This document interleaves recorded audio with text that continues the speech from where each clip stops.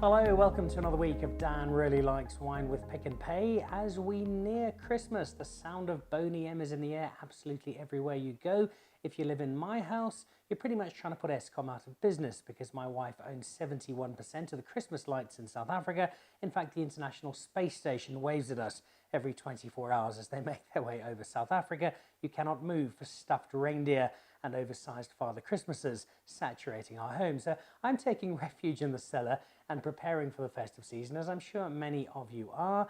And of all the drinks that one has to celebrate the Christmas period, bubbles top the list, be it champagne, Prosecco, if you're here in South Africa, Cup Classique. And for me, as I've said on many an occasion, Cup Classique is as good as it gets. On blind tastings frequently, our top Cup Classiques go head to head and often outdo the better known French champagnes. It's something I'm particularly proud of, something we should all be particularly proud of. But if you don't believe me, there's an opportunity this coming weekend to go and sample some of the very best and to see how they shape up. Because Darielle Robertson has got another one of her fabulous festivals happening. It is in Franschoek this weekend. So as you make your way through the village, past all the accountants masquerading as biker gangs on their weekends out on their Harley Davidsons, and head to the end of the main road in Franschoek, you come to the big Huguenot Memorial, and on that square around it, that nice big open space, there will be this year's Franschhoek Cup Classique and Champagne Festival. The guys from Sanlam Private Wealth have got behind it, as they did the one up in Johannesburg earlier on this year, and the selection is superb. There is plenty of champagne, and it's important you try it because I want you to get the best of champagne and Cup Classique before deciding that South Africa is far better than the French.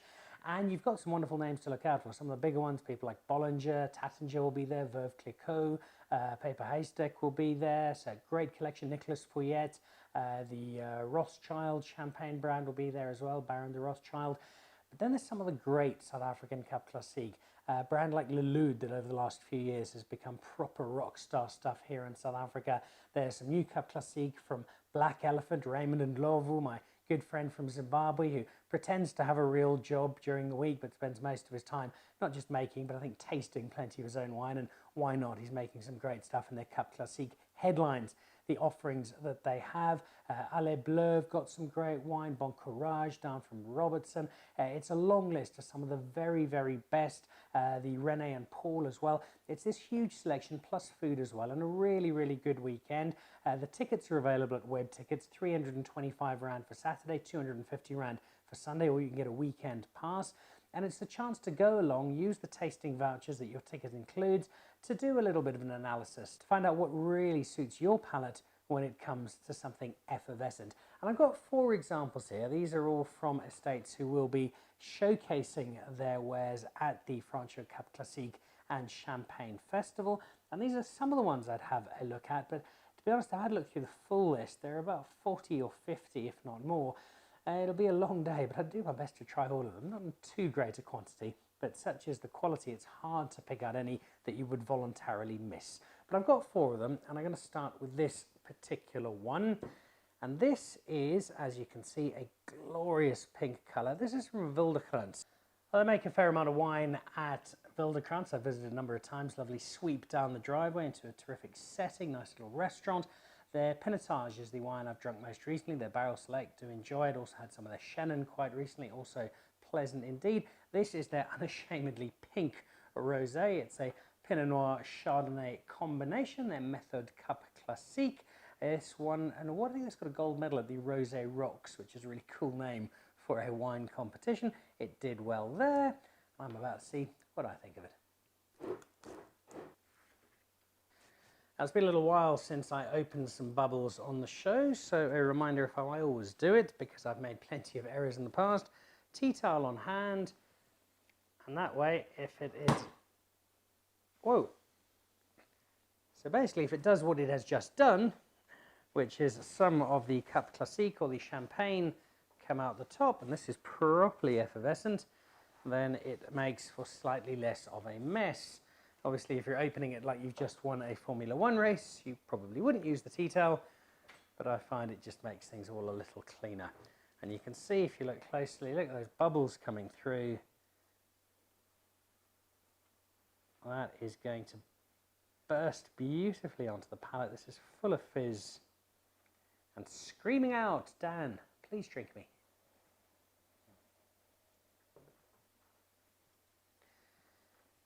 Now, before I get going, you might be looking and thinking, why is Dan using that glass? Where's the champagne flute? Now, the champagne flute looks great. It's elegant, it's smooth, it's waif-like, it's Kate Moss reborn as a glass, but I don't think it does Cup Classique or champagne justice. You don't get enough space to take in the nose and to really do the wine justice. So I do have a lot of champagne flutes. I use them often at home if I'm just opening a quick toast en route to a lot more wine through the course of the evening. But if I really want to taste some particularly special champagne or Cup Classique, then a bigger glass, I think, gives you more reward. The other thing to do is please stop putting glacéed cherries into your Cup Classique. You're basically saying to the winemaker, I hate you, I don't like what you make, and I'm going to drown it out with a little ball of sugared, artificial, fruity ghastliness. So please stop doing that. If you have to put orange juice in for a mimosa in the morning, I understand that it can be a long day out and you don't want full glasses of champagne at 8 o'clock in the morning, although I think it's quite reasonable, really. So orange juice I can just about live with, but those glacé cherries, no, please stop.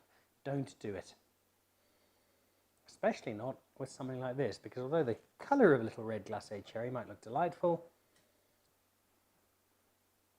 this has got more than enough to not be sullied by anything more.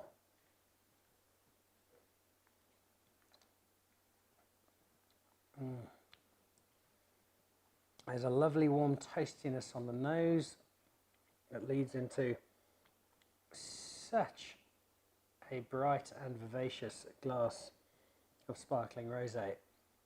And it's just the right temperature as well. This has been in the fridge for about 45 minutes or so.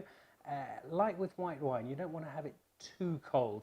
Yes, you certainly don't want it warm because that's just horrible. But if you get it too cold, as I've said on many occasions with white wine, you just close the notes up a bit. You lose some of the wonder and some of the delight of a wine. So this is just about perfect. And that salmonish colour is leading into a really crisp, slightly peachy feel, but not in a sweet way. It's very, very dry and delightfully so. And I think the best Cup Classique does lean towards the appreciably drier side. You do get the sweeter version, and some people do enjoy that, and that's absolutely fine. But this, I think, is lovely. It's just crisp, and it's clean, and it's fresh, and there's some nice dry fruit. And that's probably exactly it. It's your dried peach, your dried cling peach. Yes. Straight on to Dan's breakfast list, or onto your list for the Cup Classique and Champagne Festival for this weekend.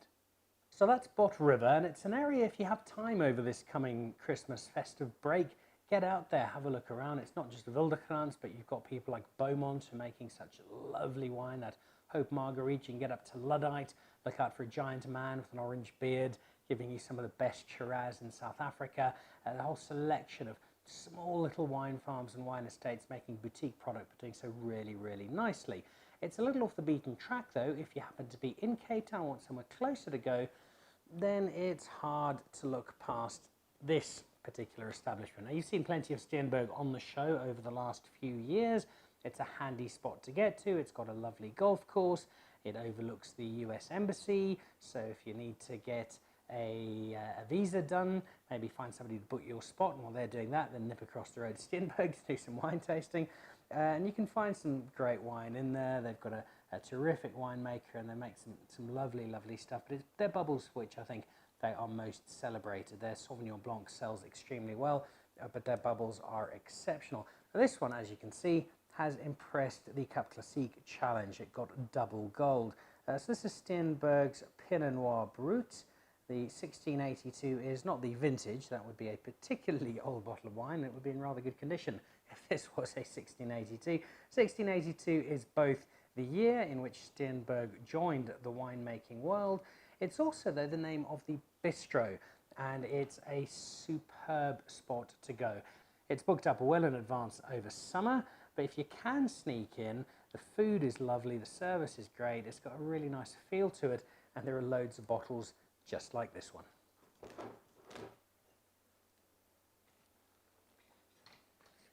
the end of it.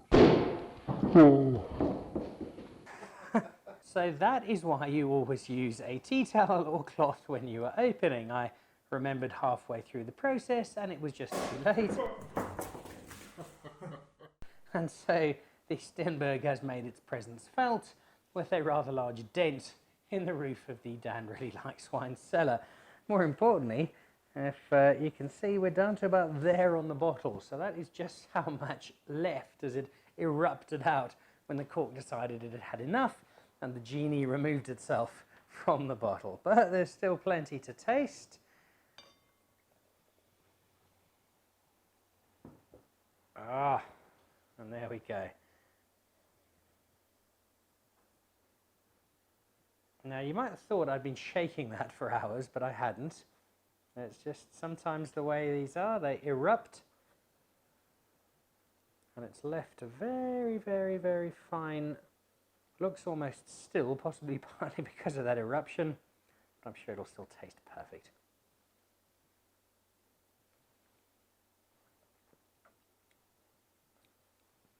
So they're very, very fine bubbles, so it's a lot softer, a lot gentler on the palate than its predecessor from Wildekrans, and a slightly more intense flavour to it. Imagine if you can a savoury Turkish delight. Not sure if that exists, but that's kind of where my head is going with this.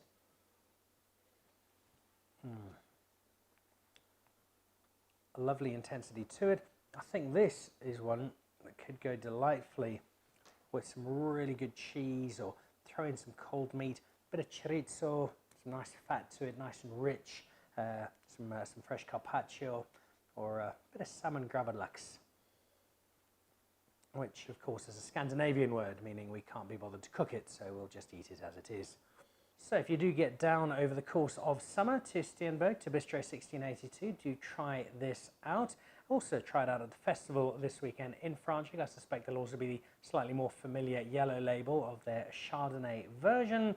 The double gold it won from the Cup Classique Challenge, but I suspect that when they opened it, it didn't try to kill them. And then to the final two, going a little closer to home, the festival is in Franschhoek, so a couple of bottles of Franschhoek Cup Classique. And the first of these is a bottle shape that you see in some of the French champagnes, that slightly plump, slightly chunky looking bottle. I think it's a really nice shape, and it has a certain weighted gravitas to it. It's also got a rather nice sticker, the Sommelier's Selection, one of my favourites in terms of the awards, because it's the sommeliers themselves coming together and making a call on what they think works really well, and this is one that got the nod from them for their selection for this year.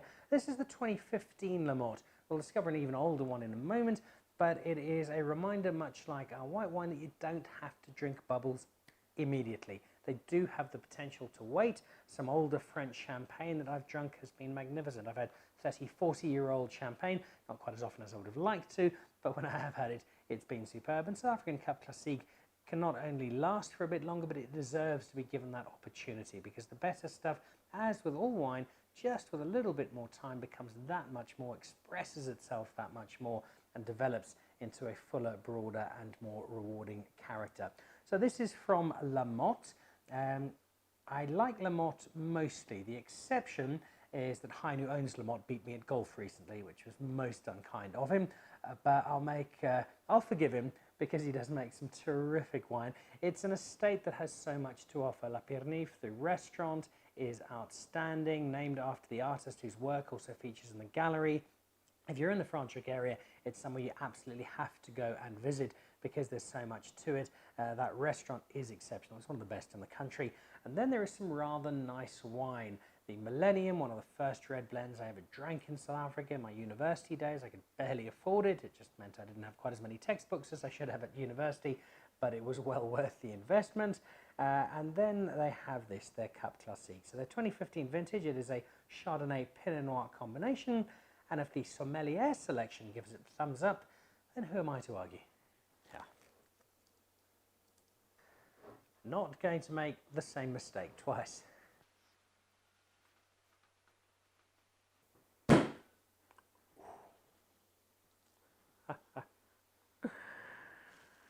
So there we go. Out comes the La Motte.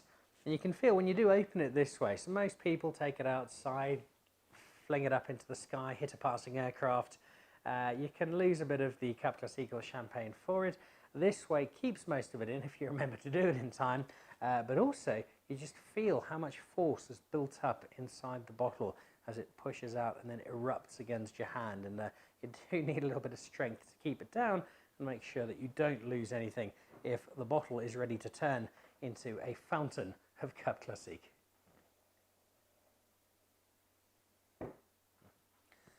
So after a couple of rosés, something a little more conventional. I really enjoy Cup Classique rosé style or champagne rosé style. Not everybody does.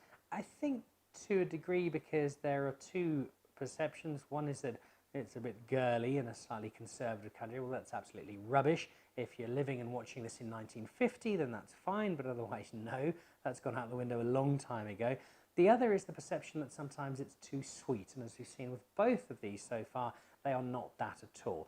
But whatever your prejudice or preference might be, and you decide that this is what you like more, the Brut style instead, well, these are two that I've had in the past and really, really liked. And this one is one, as you've seen, as I've mentioned, that the sommeliers enjoyed, and that also 2015 has just got a couple of extra years on it, so 4 years old. And there's a nice sort of toasted smokiness to it, almost when you've got some, you've got toast in the toaster, and it hasn't quite burnt yet, but it's just starting to head that direction, caramelizing it, as Pete Goffwood always says, the chef. You never actually burn anything, you just caramelize it. And there's certainly no sugar in terms of caramelizing, but there is that kind of very gently burnt brioche, burnt croissant, but in a really, really nice way.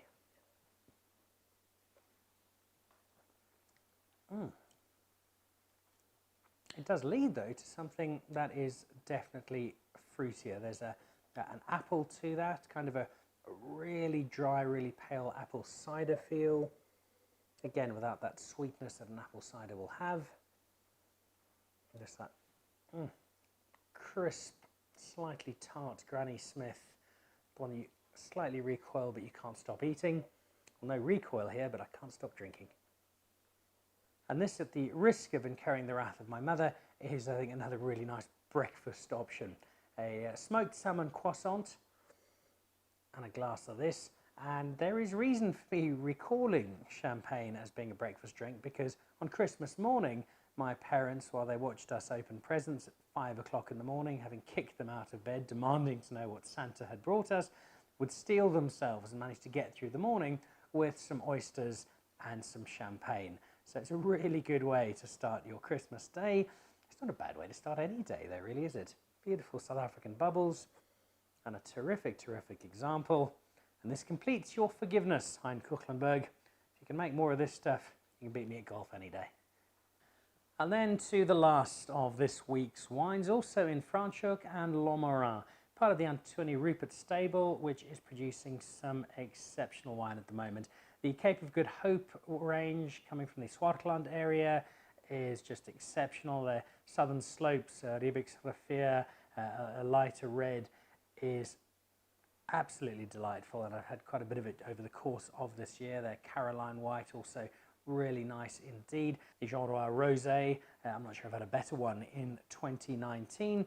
And then there is the collection of bubbles, and I've had assorted bottles over time. And this I'm looking forward to trying because it is now 6 years old, and it speaks to what I was saying a moment ago about La Motte. That was a 4-year-old, this is a 6-year-old. So taking a really good South African Cup Classique and giving it the time that it needs to become that much more. So from the Anthonij Rupert stable, the Lomorin, as La Motte has the restaurant and the art gallery, so Lomorin's got the Motte Museum, they've got a beautiful deli and tasting area, and just another terrific place to go and visit, and it's just down the road from La Motte, so you can combine this on a trip, go and see the both of them. But this is our headline act for today, and I suspect one of the headline acts at the Franschhoek Cup Classique and Champagne Festival as well.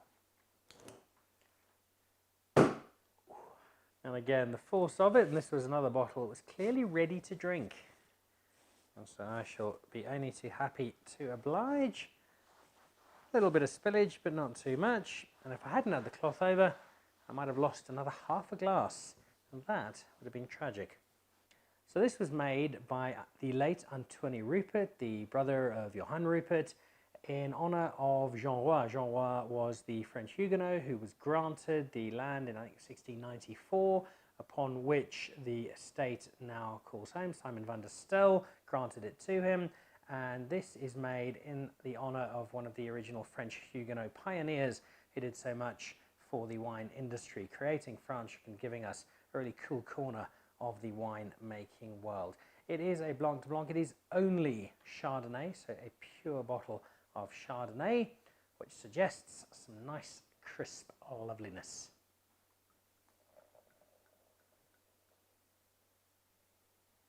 We often talk about Chardonnay and its butteriness and its creaminess, and you do get that richness come through straight away on the nose.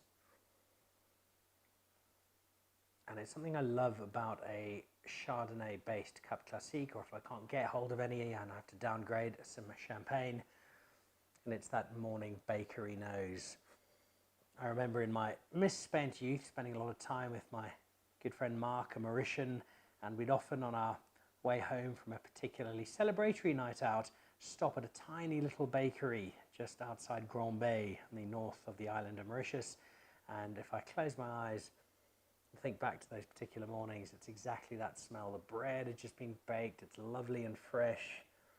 The bakers have all been up at a ridiculous hour, but the reward for them was there, and the reward here is that nose as an introduction to a beautiful glass of bubbles.